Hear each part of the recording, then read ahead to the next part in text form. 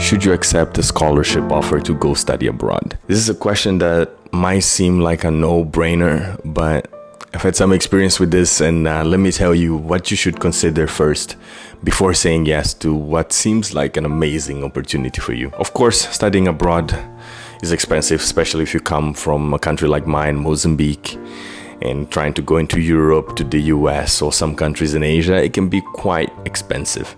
And a scholarship is one of the ways that you can alleviate those expenses. But one main thing that you need to take into account here is whether or not there are strings attached to the scholarship, which in most cases there are. So let's say a government agency gives you a scholarship to go abroad. Most likely they are expecting you to return and work in the field for a certain amount of years to work at that specific agency.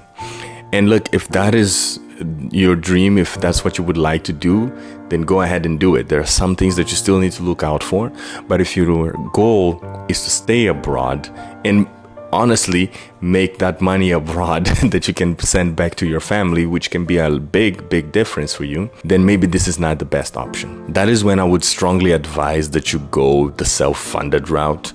There's another video that I'm going to make about specific ways in which I funded my studies abroad and how my family helped me with that as well. And that is the preferable route, I would say, because you can also get scholarships inside of the university, which have less strings attached. You don't have to work for them. You don't have to do something for them. These are just scholarships based on your performance. But okay, let's say you tell me, okay, Gaston, I really want to go back home. I want to work within this field in my country. Another thing that you have to pay attention to are the opportunities in your country and the level that you will have once you finish your university. A lot of the times, and I've seen this more times than I should have, there are people that go study abroad, come back to their countries, and they cannot find a job.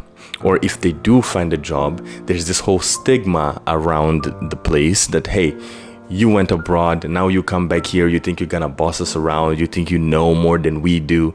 So be careful for that kind of culture. Be careful for that kind of situation in your home country, because I know it can be a great romantic idea to go back and work in that field.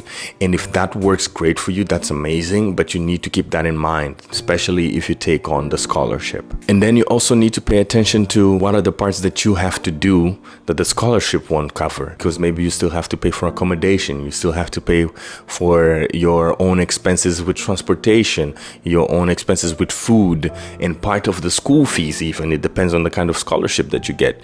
And at that point, you can get to a point where it actually makes more sense for you to be self-funded and have that freedom than to take on the scholarship. So make sure that you analyze all of this, because I know I got very excited when there was a possibility of getting a scholarship. But then luckily my cousin told me about the strings that can be attached to it, and I decided to go the self-funded route. Well, I hope this helps you out in making your decision. And if you like these tips, make sure to leave a like on this video and don't forget to subscribe for more content like this.